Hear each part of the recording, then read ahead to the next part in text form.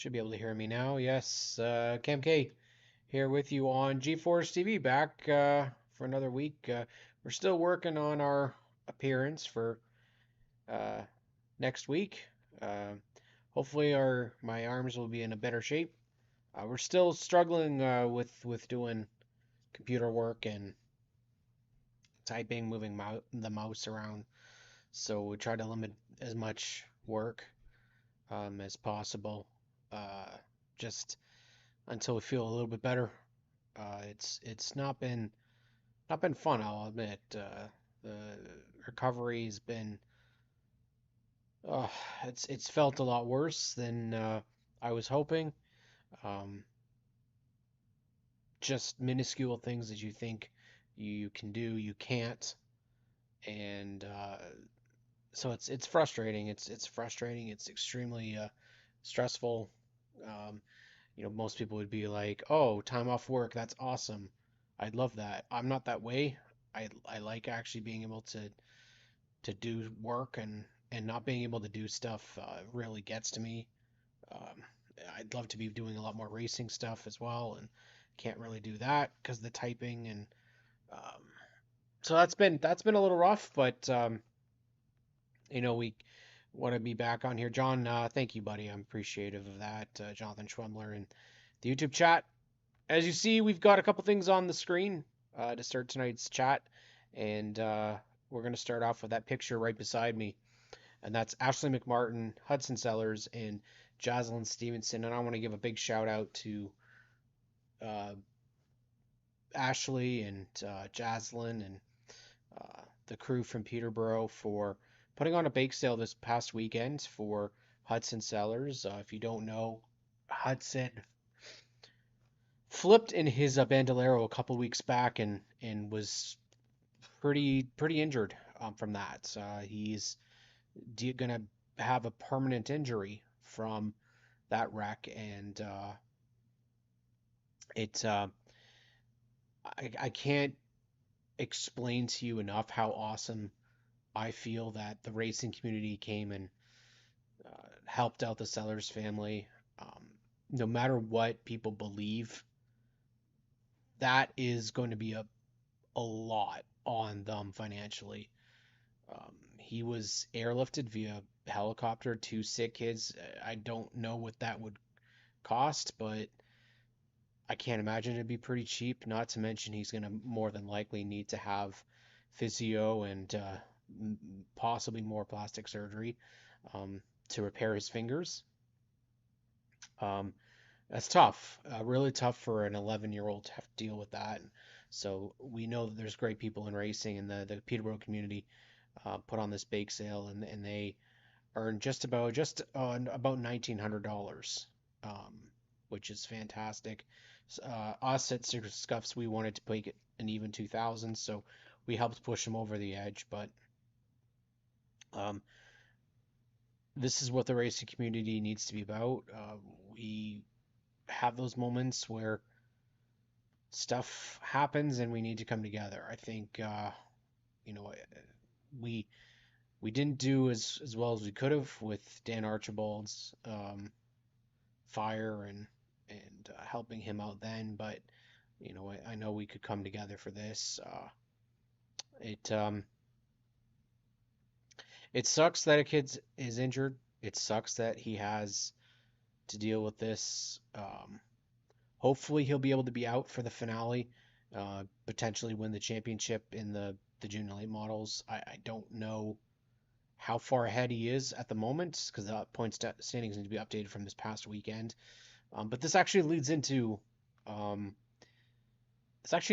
a very important part of the racing that I'm noticing, and you know, I don't want to ever make this show as a negative or a controversial thing, but it's supposed to be something that we come together, we talk, and we also discuss some of our concerns. And one of the concerns that I'm starting to see is that junior late model class at Peterborough has had some pretty severe, massive pileups, and this weekend was no different. The pileups that we've seen have all seemed to happen on a restart or a start of a race. And we're not talking one or two cars.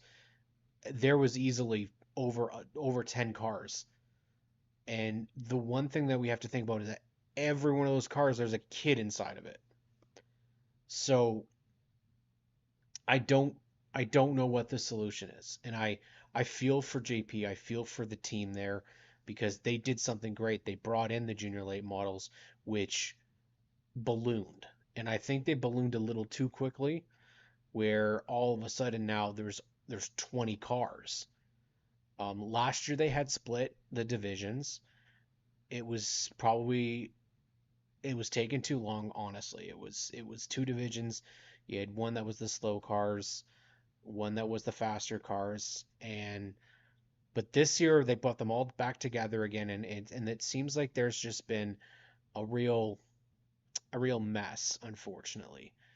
And my hope is that what will happen is either there'll be something implemented to help, um, because oh, there's there's unfortunately cars being wrecked, kids being involved in accidents, kids getting injured or being at the risk of being injured. This is supposed to be for fun, and I think we were forgetting that. Um, you don't see the massive pileups as much at Peterborough, or sorry, at Sunset as you do Peterborough. You definitely don't see them at Varney. Um, Sauble, we very rarely see them as well. However, we have to remember the safety of the drivers is the most important. And whether or not that means doing two features and splitting the field, whether that means putting out severe penalties or what I've thought of was like the FIA. And the FIA has, I know we're talking very different FIA compared to junior late model racing, but when you're involved in so many accidents, you are deemed or you've given up you lose points off of your FIA license. So they're almost like a demerit system. And after a certain amount of demerits, you have to sit for a race. And I think that that's something that they should consider perhaps um, in trying to limit the amount of contact and cautions in these races. These are kids. They're not out there to win millions of dollars. They're out there to be having fun, but it's not fun if we've got kids going upside down, kids being wrecked on the first lap, first corner. Um, if there's, and then this, all that does is just going to make parents on edge, parents upset. Um, and I understand Peterborough is a lot um, narrower than Sunset is, but it just, you look at the difference in the contrast, right? You're not seeing these massive pileups at Sunset as you are. They've had them. Don't get me wrong. They had one earlier this year, but I'm really concerned that we're going in the wrong step here. Um, there is a severe, severe possibility that a kid will you will get injured here, and it will cause them not just a physical issue, but also a mental issue from it, because that is traumatic. Accidents like this are traumatic. Um, and we want kids to be able to be comfortable at the racetrack. And that's on and off the racetrack. This is the way that we hold kids accountable at the racetrack for what they've done. So penalties, I understand it's supposed to be a fun class, but it does not matter who's in it if there's cheating happening with the cars, if there is on or off track behavior that's not appropriate for the track, they also have to consider this as well. Unfortunately, when you have so many kids in a class, so many, and there's so many. I guess you can consider this for the junior sprints as well. And the junior sprints out at Grand Bend, you have all those kids cheering on Keegan Lamont as he goes and wins the 9 horsepower sprint. That's the type of healthy atmosphere. All these kids are friends off the track, but it is very, very worrying to me that there are so many kids that are being involved in accidents, so almost some of them weekly. And instead of just moving on to the next week, we really need them to be focused on how to get better, how to prevent these from happening. Um, because I get sick to my stomach seeing cars flip that have kids in them. And then what happens typically is this is a um, it turns into a further issue because then parents get fed up, then they put their kids into a bigger division, into bone stocks or mini stocks. Hell, we've seen kids move up into super stocks. That's not a solution either because then we're putting the kids in situations where they aren't ready for those divisions either. So there's that middle ground of bandos, but I think bandos have started to um, I'm not sure where the field is going to be for their next year. And my other side of this is if a car is running so slow that people are flying past them, then they need to be pulled off the track. And I understand that there's kids of all ages in these divisions. There's kids of all skill levels in these divisions. However, you have minimum speed rules in all other levels of motorsport. This counts as well because there comes a point where it is not safe when there's such a big speed difference between first and last. And if these kids, which most of them don't have yet, don't have the skills to navigate traffic properly, same up on the starts as well. And I think that that's the other thing. If you haven't proven that you can run at the front, you should not be starting at the front. Contact points, like I said, I think that's a really big thing. And also, junior lates should be having their own drivers meeting, not just a generalized meeting with all the other racers. They should probably have their own specific drivers meeting as well. Because then week to week, they can discuss what happened the previous week. They can discuss what's going to happen in their race tonight.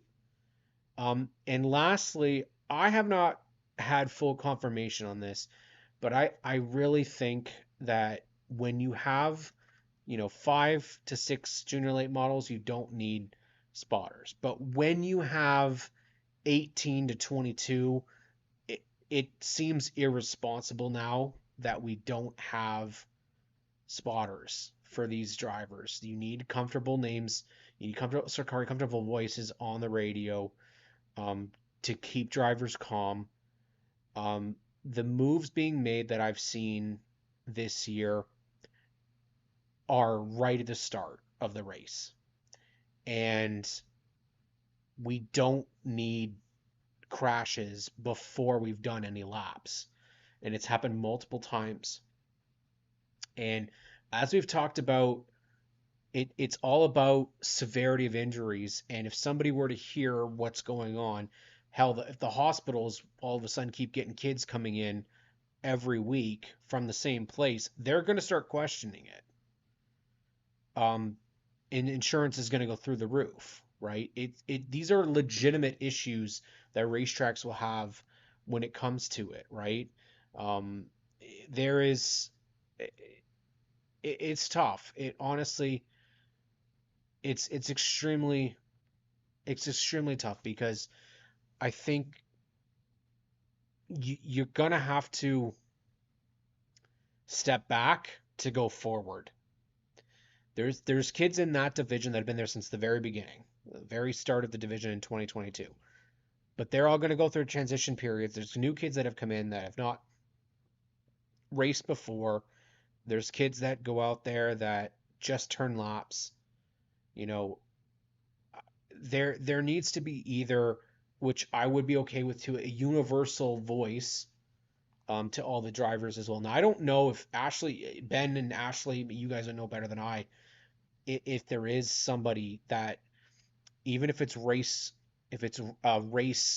director that for the division, that can be on the radio that all the drivers can hear, because again, comforting voice is extremely important to a kid, especially if they're going out there and they're scared. And I think we've seen this year that there are some kids that are out there that are scared. So having a voice that's reassuring, they might not be able to hear you, like they may not be able to talk back to the race director, but very simply, you could have a race director say in the radios, like this person in front of this person, and this person, you go to the back or you pull off, that's not okay, type of thing. It doesn't, and I understand that you're going to have parents that are very overprotective, parents that are um, bickering back and forth with stuff that happens on the track.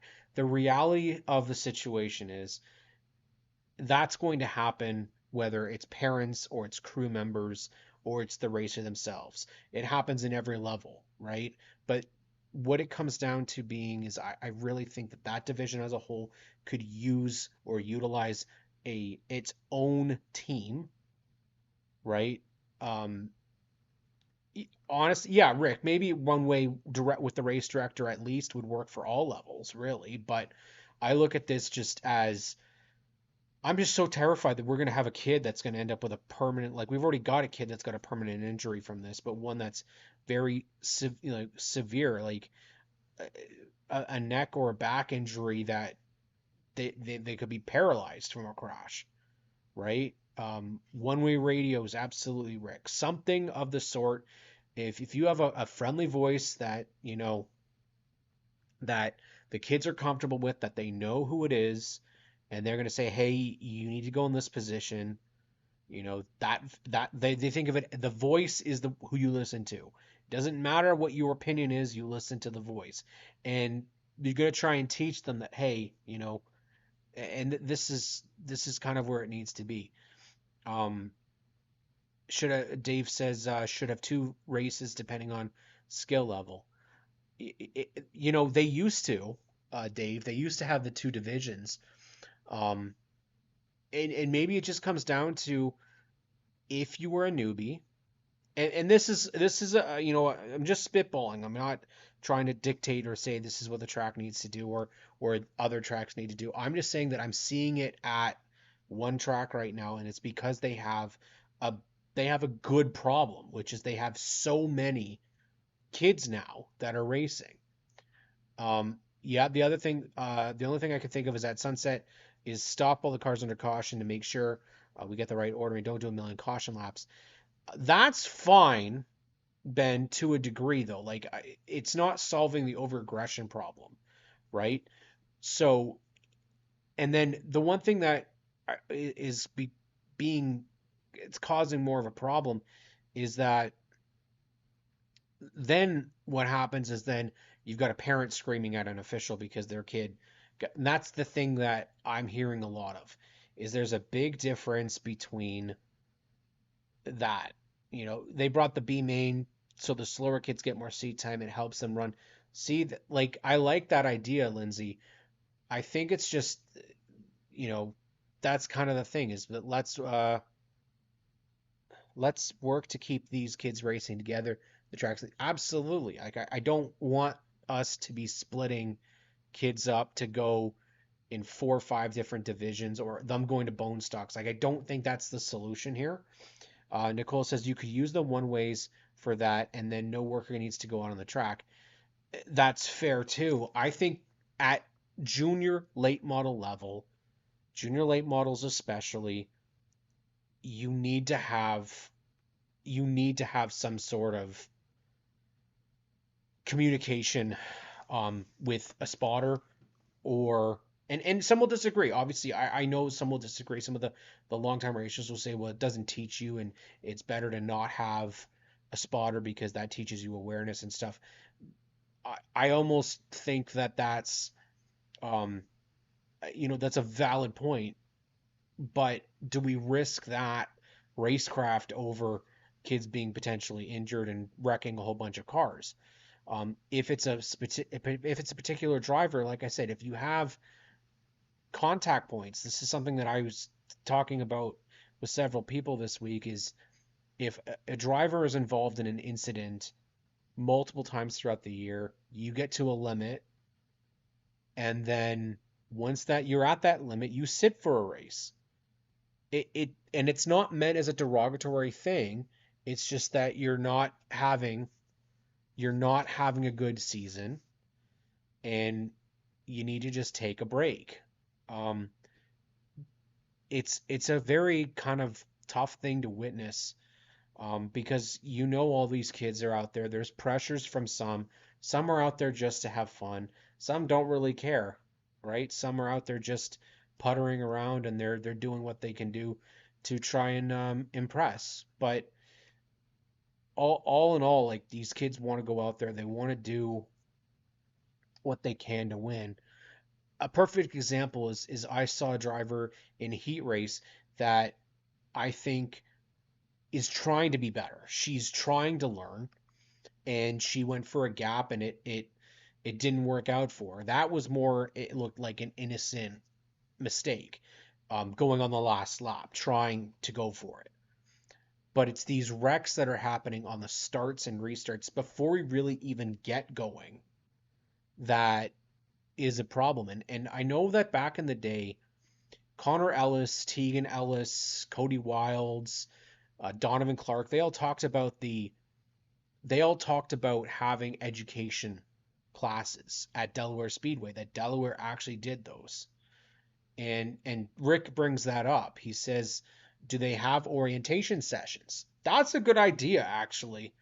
Um, these practice nights, they should be having, like, I wouldn't be opposed, and I don't know what the track I don't know what the track thinks, what all tracks think, but if you imagine, if you say, like, okay, this Wednesday it's a juniors only practice session where you can have all those juniors out there at the same time, you can have them go and do practice together and work on those skills of passing cars specifically, but it's not in a race setting. One of the things that we have to teach these kids is not to do it, not to be so aggressive so quickly and take out someone. Like, this is what we're seeing. Um, I think that, yeah, orientation would be a great idea. Um, Jordan says, I think all divisions should have spotters, especially in bone stocks when you're behind the wheel. It's paying attention to what's ahead of you, and sometimes you can't do that if you have it's like a second pair of eyes. So I've heard different theories on that, Jordan. I've heard people say that it's the other thing is, first off, it's becoming harder and harder to find spotters, because there's not a ton of experience that are available. Um, but nobody other than racers are better to teach the younger generation. But we're seeing kids that are being injured and being wrecked in the first two corners of a race, and we can't have that. That just it's sure, we see it in the big divisions too. However, I feel like that gets situated much quicker. It gets dealt with much quicker. Um, somebody like a Colton Everingham, who's already very experienced working with the kids. He's somebody that I could definitely hear. Connor Ellis or Tegan, like those kids that grew up through that program. Those are the type of kids that could go out and show and teach, especially because they have to preach it themselves. And that's, Lindsay's right. Some of the adults need to learn the car control. Yeah, it's very true. Um, Absolutely true. Do I think that the racing would be better if we get spotters? It's hard to say, honestly. Like, some places it seems like it follows. There are pluses and minuses to it, but it's all about, and this is where I think the Bando fits in the middle between the junior late model and um, the bone stock. It could be a very good middle ground. um, is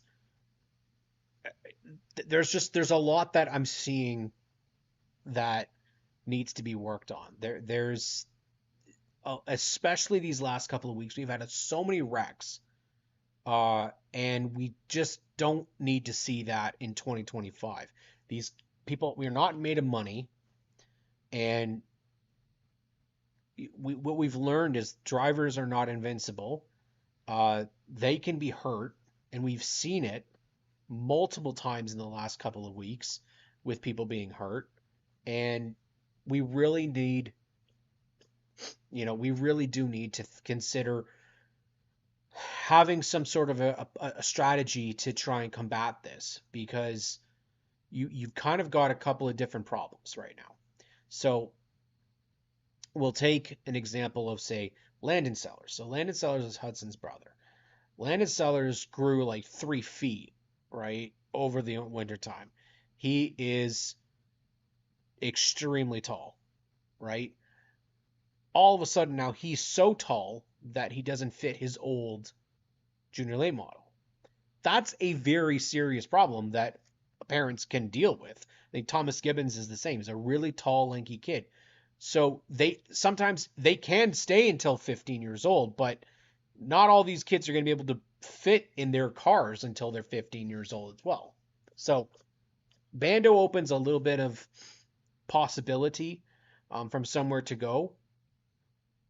Um, I think what we've seen in this last week is that there's over aggression being shown, not just in the junior late model level. I don't want to put it just on the junior lates, because that's not true. It's everywhere. We saw it a couple of times at Delaware this weekend, and two drivers that I know of are already injured because of what appeared to be over aggression. In my opinion, you should not be having wrecks in heats, and we saw multiple wrecks in heats last weekend. Um, Nicole says the biggest problem is the drivers who are unable to accept they aren't perfect and take advice from others or take ownership for their. That are you saying that they're not take advice from others and they won't take ownership? Um, and that's the thing, right? Uh, Jesse Howard, who I know was in this conversation here, she's injured. Kara Martin is injured. Uh, Hannah Lamont, we just found out, is injured as well. Jason Dentimo is injured. Hudson Sellers is injured. Um, I think Owen F. Grave had been injured. Avery Kirkpatrick had been injured. Like, it came like a ton of bricks where all of a sudden everybody was getting hurt. And it's because we're getting to that point where people are getting too aggressive. There's too much contact, and everybody say, well, Robin's racing, right? It is to a degree. I'm sorry, guys. My hay fever is through the roof right now. Caroline Kelly, yeah. Rob Crick is another one. Yeah. It's and I'm just gonna say also, don't forget about your podcaster friend who still can't bend his arms properly. But um, we were all these injuries happened at the same time, and you know I don't know if any of them were from a complete fluke. I think a lot of this was all from overaggression, car control, um, just I don't know if what the solution is, right? But I'm sick of seeing people get hurt, and especially because some of them were having great seasons, some of them were just innocent in the situation, and I'm worried about where we are. Um, Jordan brings up a good point. He says it seems like as if there's a black cloud looming over Ontario short track racing community this year with all the massive crashes. I've never seen anything like it. I lost some movement in my leg and hip, but I'm good. Can't wait to be back out and better than ever. Well, Hannah, you know that your little brother went out there and won that race for you. So, um, but that Jordan brings up a good point. It does certainly feel as if there is a black cloud. I personally believe, Jordan, that it actually stems more or less from the Sunset news. It felt like that was the last punch in the gut for everybody. I felt like we were treading downward, and then all of a sudden, it, it just seemed like that kind of it was a gut punch to everybody. I don't know if it was completely unexpected. I'll be honest with you. There were some signs that I kind of felt we weren't seeing the same from what we'd seen in the past. And anytime you see a change like that, it's worrisome. Um, Remember in Ghostbusters 2 and the green slime makes everybody angry. That's this feeling. You know what it comes down to, Ash? I think everybody is just hot. It has been a rough summer for heat. It's been dry. It's been miserable. Um, some of us that promote motorsports try our very best to promote it, and stuff like what happened with Varney, um, where it's not shed in a positive light, that also takes the wind out of the sails. So you had all these injuries, you had this happen, you had this happen.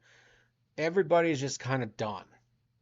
And I think we can go and say that the financial mess that we're dealing with right now by a tub of goo, orange goo from the United States, who feels like he knows what he's doing and isn't, doesn't help because it's costing everybody in racing more money when it doesn't need to be. There is a considerable amount of just agitation, tension. And personally, I'm starting to feel that the season might be too long or there's not enough break. And that might be the best way to explain it right now. Flambro, in my opinion, has it the worst. Those bone stock racers don't get a break from each other unless they choose not to race. And it is, you don't see your family every single day of the week when you're older because it would drive you crazy, right? Well, we're seeing it, right? I think it's been a long summer. I think we can change certain things about the product. And I think ultimately that's what needs to change is the product. I love motorsports. I love it with all my heart. But I'll tell you, what I don't love is when I'm there from 12 o'clock in the afternoon to 11 o'clock at night in the sweltering heat, seeing people wreck each other for $40. Um, we need to consider shortening this up and doing what Sunset did this year. Have pockets. Have a day that is set for if anything was postponed for rain, we are going to postpone until that date. It is getting to a point where the heat is so bad for people that they're pulling out, they're getting sick, they're suffering from, like Jordan mentions, his dad had heat stroke. It is, I know I for myself don't like, I can't deal with the heat, um, not just as a big guy, but also from a breathing standpoint. My asthma, I cannot handle it when it gets to be 44 degrees out. And tracks need to consider shortening up the night. So if it's 44 degrees out, we aren't doing two sets of heats. We're doing a heat and we're doing a feature, and that's it. Like that's what it's going to be there. You know, I appreciate what they're doing, but back-to-back points races makes it a super stressful weekend. 100%. Jake, if I'm suggesting, if we're talking about the moving the points or the rain down event, it would what I would be suggesting is to move it to a separate weekend. So not when you're not already scheduled. Because I think that's the way you go about it. Uh, we go, we go even if we aren't racing to support everyone else on the tracks. It's just that racing every weekend without breaks is a lot on everybody. And Megan, uh, Rick says some trucks need to get rid of intermission and fan races. I'm all for fan appreciation. That needs to stay. But if I'm being honest, Rick, fan appreciation could probably be best to start um first. Be the first thing that they do.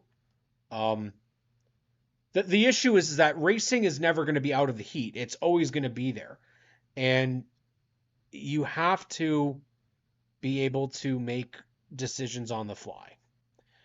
If you can't do and that's where it's important on these tracks. These tracks have to have shaded areas. They have to make sure they have EMTs. They have to make sure they have beverages for people. They have to make sure that they have all this stuff available because we're seeing more and more. Like, I don't remember ever having medical episodes at racetracks, but the amount of people that are suffering because there's no shade. They're out there in the baking sun. Like it is so tough to make that call. Either you start late and at Peterborough you get eaten alive by mosquitoes, or you start earlier and you're sitting in the direct sunlight baking. It is a very hard thing for racetracks in 2025 to make that type of decision. Um, the other thing they can consider is lessen the amount of laps. Um, the other side of it, as I said before, don't do heats, just do the features. Yes, people might be pissed off and you might need to rain check. So what? Rain check them to the next week and build your crowd up the following week. You know, is it's tough. I don't know. There's not one solution for everything, unfortunately. But with racing being a hobby, it's not a foregone top four sport here. It won't ever be a top four sport here. Um, and we're trying to hold on as best we can. Barry had it right. For the longest time, if people don't remember, Barry Speedway had covered seats. Um, Other things that people need potentially experience is you've got those trailers, but is having, and I don't, again, functionality for tracks might be very difficult, but having what's known as a cold room, something that is either an area where the drivers can go specifically to cool off. Fans as well, yes, they can have their area as well, but drivers that have been in the direct sunlight, they need a place that has got everything. So, hell, if you get an old fucking tub, yeah, I know I swore right there, but if you get an old bathtub or something that's got an area you can just stick a whole bunch of cold water in and have the drivers just go in and soak afterwards, do something with where they can, because I'm just, there's so many things this year that drivers just, we can't afford to have people in these situations. And this is part of the reasons why people don't stick around, right? They don't continue doing it. They don't want to continue doing it because there's a lot, you know. It is, man, it is. There's so many things that we have to go up against, and I think people forget that. People like to just crap on the track owners, and I'll tell you, Brian and Sandra dealt with a lot. They dealt with a lot of people that were just nasty. I've seen it. I've seen some of the messages on social media. I've seen some of the comments and the way people treat their staff, and I can understand wanting to retire and not deal with that stuff, right? It is ridiculous. because the tracks are up against so much and people forget it. They forget they're up against the weather. They're up against pricing. They're up against other events. They're up against the heat. They're up against bugs. They're up against distance. It's so easy for people to just sit at home. It is. I cannot imagine having to be in that position and have somebody complain to you no matter what you do. I've seen it hand over hand. Literally an event last year where it was fantastic. They did a walk up for the racers at the junior Hanley with their racing. They're coming out to music, and you had somebody literally complain that they had music for the drivers to come out to. And they're talking like, why, they're not that big of driver. Like you're acting like they're these big stars or whatever. And it's like, what? You're upset because Brendan Doherty is doing a bang up job promoting the racers at the track? Are you nuts? That's the type of stuff that I legitimately see people post and complain about. I thought that was awesome. I thought that was so cool. It is it's the stuff that just no matter what you do, people are going to be upset about. But there's things that we have to continue to work on, especially like I said, kids being safe, conduct in the pits as well. Um, Personally, I'm not a big fan of having toddlers in the pits running around. I get that families are out there, but I've seen it a couple of times um, where it's scared me a little bit because kids were not being followed by their parent, and there's cars, there's tools, there's all sorts of stuff happening. Um, let's see what we see here. Jordan says owning a racetrack is almost like being a politician. No matter what you say, you can make everybody happy. Exactly, exactly. Fred says they can install misting devices at low cost, just like they have in NASCAR. Just a few pipes and a water pump. Of course, there is a little more involved, but it would possibly be a solution at the lowest possible cost. And I think something of a fan initiative like that, driver initiative, something of the sort to keep people cool. I mean, I think that people don't really realize that is a huge reason why people don't go is because it's hot. Um, Most people don't want to go out in 40-degree weather and sit in the sun. You know, uh, there are days where I cannot breathe because it's so hot out. And there's not a lot of places to hide at the racetrack. Um, Barry, like I said, Barry and Varney had the covered seating, and Megan would know better because I actually have not been to Varney, but how much of a relief that was. Um, I'm pretty sure Barry's was actually pretty decent. Uh, However, there's a lot of different things. Like you think about it, for certain people, getting up a whole bunch of stairs to the top of a bleachers isn't the easiest to do. So they'll avoid that. The bleachers aren't very comfortable. They'll avoid that. So these are all the things that people forget that track owners have to deal with, right? And all these different types of people that'll complain because it's not tailored to them. So yeah, um, I definitely feel like we have, uh, no matter what, we have an uphill battle. It is, it's frustrating that we do have this because there are people that are trying their very best to continue and build it. Um, I'm hoping that two tiered unfortunately couldn't be rebuilt this year. It's all about those costs, right? And I kind of like what Varney did though, Megan. Like I like that little paved area with the picnic tables. Like I actually think that's kind of a nice area.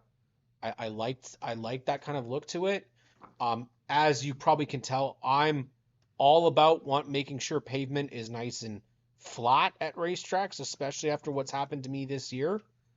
It almost happened to me at ACC last year. Um, because there's uneven pavement, um, or there's pavement that's loose or has severe, I don't know what you call it. It's got like arches to it and it's uneven.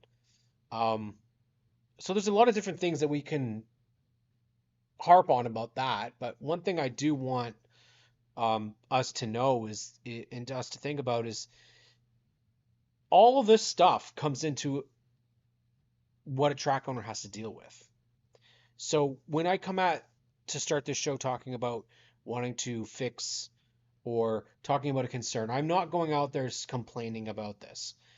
I'm noting it as a concern and leaving my thoughts and things about what I'm hoping we can do to make it better, to make it safer. And if it's something that we just have to find some new partners for racetracks to help make this doable, then let's try and do that. As Selena says, you'd like to update certain parts of the racetrack, whether it be the pits, the souvenir stand, the front stretch paving, pit road, anything of those sorts. It's all going to take a financial increase to do it. Um, and if we can do that, uh, the better. I've talked with, I think it was with Ashley about doing like a volunteer day. I know tracks, I don't know if they have done it recently, but I feel like they used to. But like track prep and set up volunteers and have everybody contribute to making the track, set up for the year. Um, Having volunteers to even help if you need the walls painted, if you need something done, you know, have people come to the racetrack and help you out. I know they did it for when that storm hit Peterborough a couple years ago. They had a bunch of people that came in and helped, but um, stuff like that goes a long way. Uh, I'm hoping that this weekend we can about face. Um, we can head to this weekend with a safer race for everybody. We do have a pretty big event that's taking place at Sauble Speedway. We have the Dash for Cash. Nicole Givens has been on fire recently and has been able to. I'm just going to expand this up so you guys can see it a little bit better and basically so I can read it because I'm old now. So, got the Dash for Cash happening this weekend. Now this is what we thought of was the intent to race from earlier tonight. So let's get some talk about what's going to be taking place. Sauble Speedway has an intent to race list. Now again, intent doesn't mean that they are officially going to, but we have the BT Racing number 4, Wade Thorne in the 6, Pat Farrow in the 09, Glenn Schmidt in the 14S. You have Alex Stewart in the 16, Dave Middleton, Justin Stoyanovsky. Craig Cole's going to come out for the Flatbroke team. David Rockwood in the 23, Brady Cox in the 24, Dylan and Dave McMahon in the 26s, Matt McDonald, Savannah Finley, Jeff Rourke, Cody Cook, Pat Schmidt, Sean Waters, Graydon Bunn, Matt Campbell, and Cody Wild in that 97. We need to see some more. Come on out and visit to be in the Dash for Cash at Sauble Speedway. August 23rd, that is this weekend. APC and Bone Stock, or ABC Dayco Superstocks and the Bone Stocks are on the card, which means that this Dash for Cash, you are going to be on Racing America. Really, really big option for you. At least you should be on Racing America as part of the main card. Heat races likely will not be on the main card. It's going to be likely. You got Nathan Rhea and David Tolton have also committed, as Nicole Givens says. I'm going to sneeze in a second because my friggin' allergies are off the cuff right now, just going nuts. Um, so we've got a solid 21, I believe it is right now. Got 23 so far scheduled. Likely going to see some more. I heard a rumor about potentially a Peterborough driver potentially going all the way up to Sauble. Hopefully that does happen. That would be awesome. I want to thank Nicole for putting this list together. Obviously, it's much easier to promote when I actually know who's going to be there. Um, but this is a big, solid group so far. I'd like to see maybe a couple more names be out there. Unfortunately, um, because Grand Bend is running, the Lamonts are going to make it. Yeah, that's okay. Um, it is going to be tougher because I believe bone stocks at Peterborough are racing.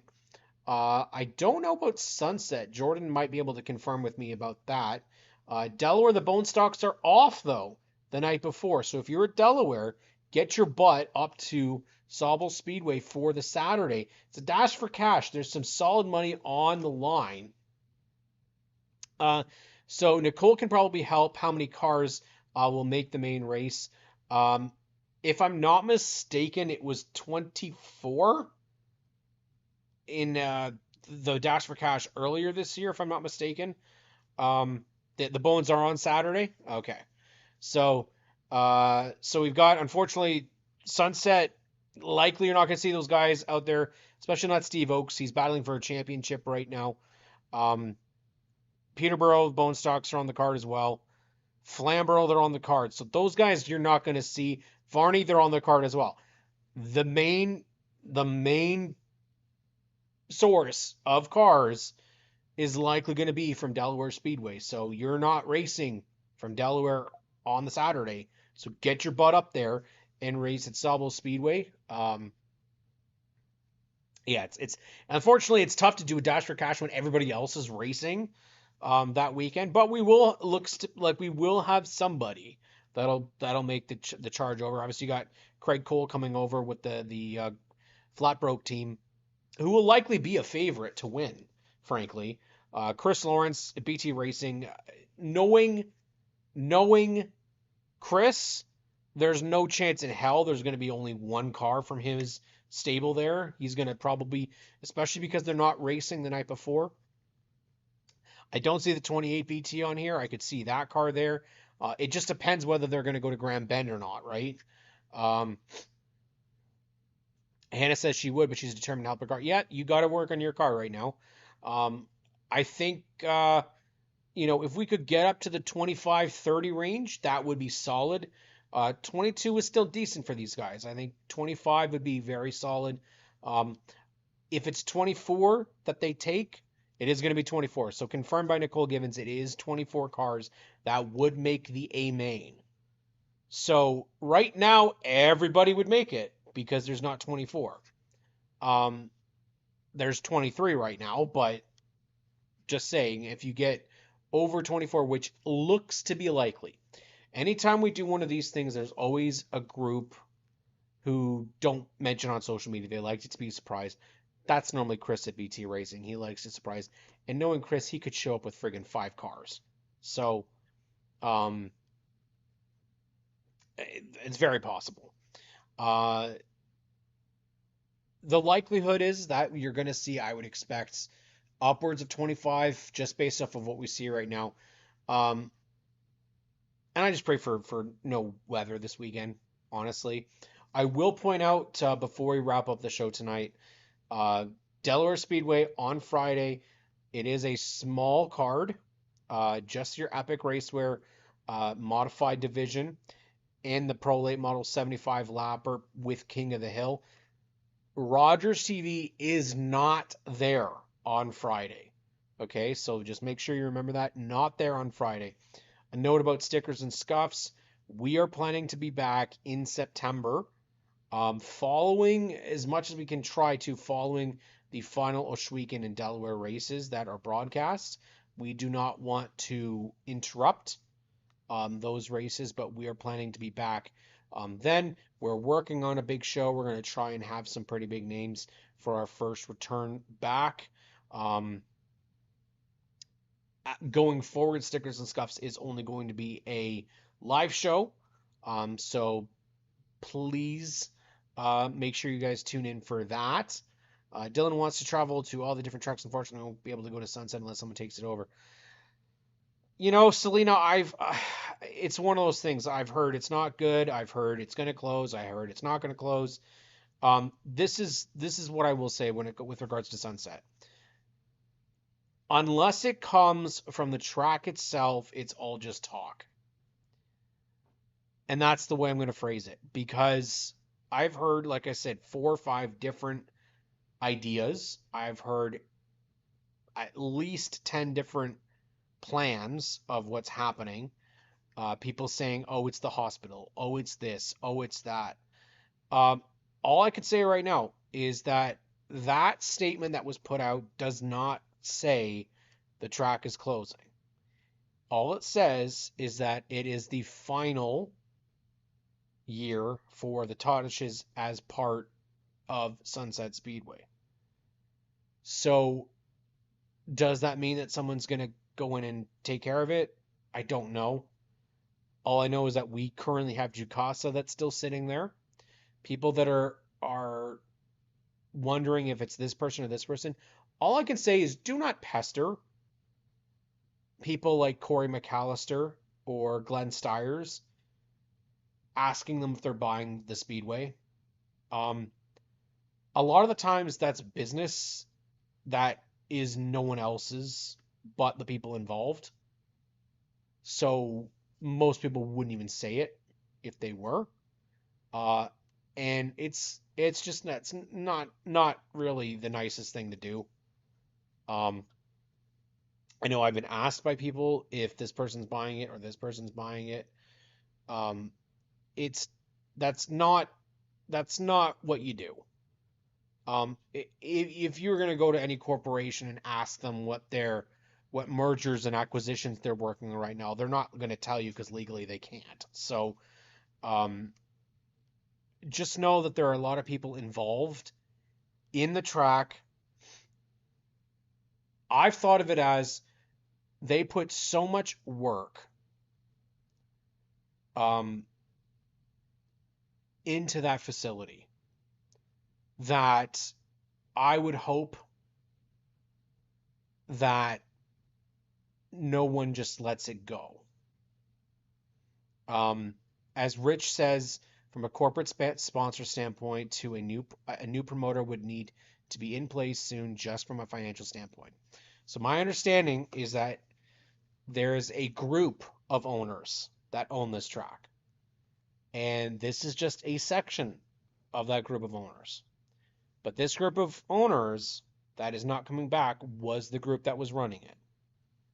So you need to let people figure that out. And if no one decides to run it, then no one decides to run it. It is still owned, but it's a big, big call to own something and to have someone also run it, because that takes a lot of financial backing to run something. You need to have capital to do that. So even people that have suggested to me about running it, I have no capabilities of doing that because I have no capital. Nothing. So I appreciate you thinking of me, but that's not going to happen. Um, so back the hell off. Let the track people do what they need to do. If they're going to make an announcement about it, you best be sure it's not going to be 5 o'clock on a Friday night like they were announcing their cards. If it's a serious enough situation, what they're going to do is they will make an announcement, and it'll be big. I've heard too many rumors about it, and I'm frankly sick of it, because all it does is create false hope. And for me, I would rather think negatively and be surprised by a positive circumstance. Um, I'll say it's home. Um, we never had a home in racing, and it became home. Um, the other thing to add is the prior owners that ran the track got calls at their personal business about the track, and that's why they left. See, this is why race fans and people within racing, why it's important that at racetracks, there is, and tracks don't seem to do this anymore, but they need to be specific as to having a contact line or a contact email that somebody is responsible for, that is handled. Um, it also is one of those things that I think that they need to go back to. You remember having those programs, and they used to have a little, they'd have a staff tree. I know Peterborough used to have one where they would say like all the people that worked for the track and what they did, and um, it helps build that relationship. But I will say that um, it is incredibly disrespectful for people to be posting opinions on why someone is leaving. It's no one's business why someone is retiring. It's no one's business. They ran that track for so many years, and they had to put up with all the bullshit that track owners have to deal with, from racers, from fans, from sponsors, from everybody involved. And there's a lot of it. Were mistakes made? Absolutely. I would be shocked if a track owner or management ever did something completely perfect. Um, were there things that they probably would have done differently? Absolutely. But it is not up to other people to speculate or comment. They earn their keep, they earn their time, and they have definitely earned their retirement. So let them have it and leave them the hell alone. They've done a great job. Um, on that note, I will open it up to Q&A for anybody that has something that they do want to talk about. Um, feel free to bring it up. I agree with Megan on programs. I'm about the electronic program nowadays. I think that's more doable. You're not going to spend as much on postal costs or paper costs, but I don't think any of the tracks have considered doing them. Um, I wouldn't mind seeing something like that. You need somebody to be able to do it every day, or like every week, where it gets done by Thursday. I believe Delaware is the only track that I know of right now that does programs. Um, but uh, an electronic program where you get a link, um, like a QR code with the updated stuff. I think we could do that.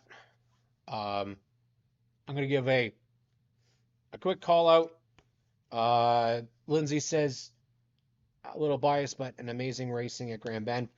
Great weekend.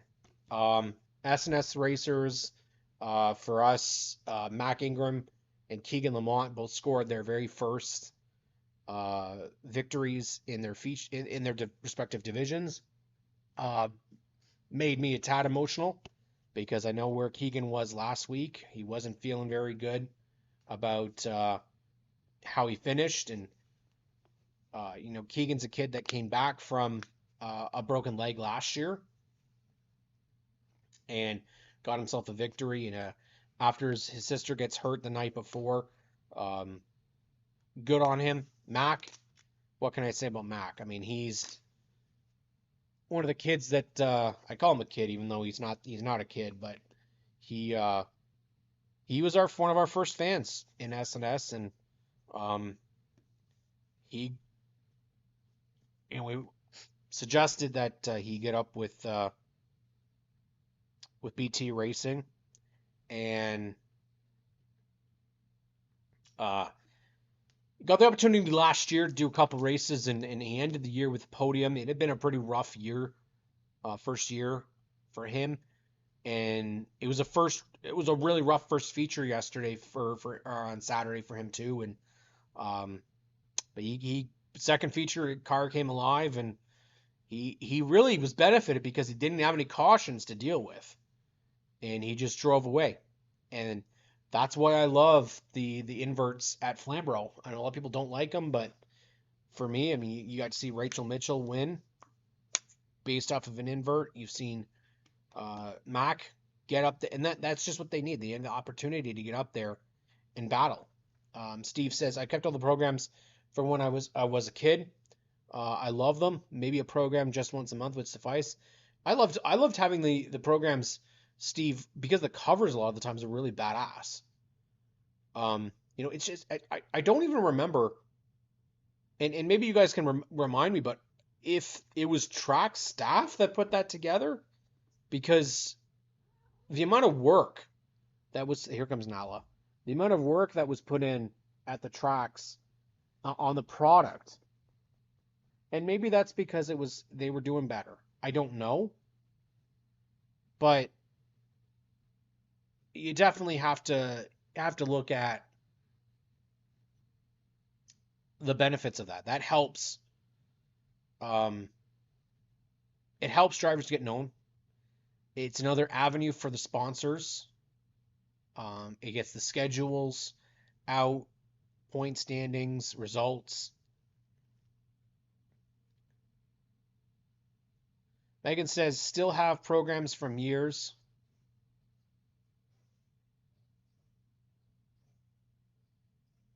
As a race family, we look to those first and hero cards for business to sport. We are personally more likely to spend money, at a business that supports racing. Yeah, they were full of ads. That's right. Absolutely, Steve. They were full of them. It was good. I have a couple of them still, the old programs. I got to know a lot of the racers from them. The names that I remember were based off of it. So, um, but grandparents also like them to the grandchildren. There you go, right, Jazz? That's true. It's all about. I mean, you talk about kids would be feel pretty cool if they were featured in something like that. So it's an expensive thing, right? Printing, somebody to put it all together every week. It's a lot of work, you know, a lot of work at the beginning of the season too, because and that's the thing that I have now. Can you get out of the way, please? Ah, that's one of the things that I kind of have noticed is that we don't have a lot of those guys and gals. Uh, we can't get the websites up to date during the season. So how would we be able to get back to getting programs? That's where it's going to take a lot, you know, to get that working again. Inside Track was awesome too. We have copies from when Matt ran Street Stock with his name on them. Ben says I found Sunset one from over 10 years ago. I saw some friends that are doing APC now and show them reminisce about the memories and how it was in their first season. That's that's what you do, right? Build off of it. But I appreciate everybody tuning in tonight. Um, we didn't have as big of an audience tonight as we did last week. Um, that tends to happen. But my voice is gone. Um, and I just want to say thank you all for coming in, and hopefully we'll have a nice clean weekend. Um, we'll see if we go back to guests next week. Um, it just depends. Like I said, my arms are still in rough shape. Um, trying to get that figured out so I can do a little bit more computer work, and it's I'm not very patient, unfortunately, and so I'm hopefully we'll get it figured out, and be ready to go next week. But if you haven't already, like and subscribe to GeForce TV. Of course, you get weekly Ocean Weekend Speedway action, Race Rivals Race Chat on every Tuesday night at 8 p.m. And of course, you've got OnTrack Weekly We're on 8:30 to 9:30 on Mondays. Oshirikan Speedway, like we talked about, and of course the Little O Racing on Thursday, Micro Sprint Racing, each and every week in the racing season. Appreciate you all tuning in and having a chat with me tonight. Hopefully, we'll be seeing you at the racetrack really soon. But everybody have a safe weekend and safe week, actually. Stay cool, and we'll talk to you soon.